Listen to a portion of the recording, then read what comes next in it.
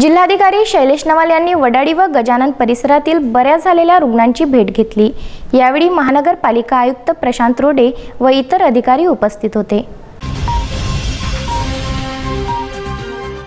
जिल्हाधिकारी शैलेश नवाल यांनी वडाळी व गजानन नगर येथे भेट दिली। महानगरपालिका आयुक्त प्रशांत रोडे व इतर अधिकारी त्यांच्या सोबत होते। या दोन्ही परिसरातील कोरोना या आजाराने बाधित झालेले रुग्ण बरे होऊन घरी आले। त्यांच्या तब्येतीची विचारपूस जिल्हाधिकारी व मनपा आयुक्तांनी केली। योग्य अशी व्यवस्था प्रशासनाने करून दिल्याबद्दल रुग्णांनी यावेळी आभार मानले।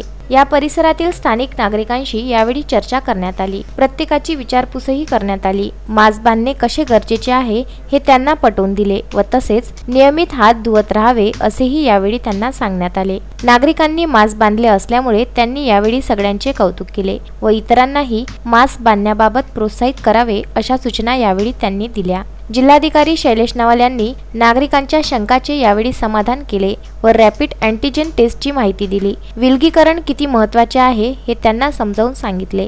रोगांचे लक्षणे आढळल्यास त्वरित आरोग्य यंत्रणेशी संपर्क करण्याचे आवाहन त्यांनी यावेळी केले। शहरी प्राथमिक आरोग्य केंद्र वडाळी या केंद्राची पाहणी त्यांनी केली। यावेळी स्थानिक नगरसेवक आशिष गावंडे, नगरसेविका सपना ठाकूर, नगरसेविका पंचफुला चव्हाण व केंद्राच्या कर्मचाऱ्यांनी यावेळी संपूर्ण माहिती दिली।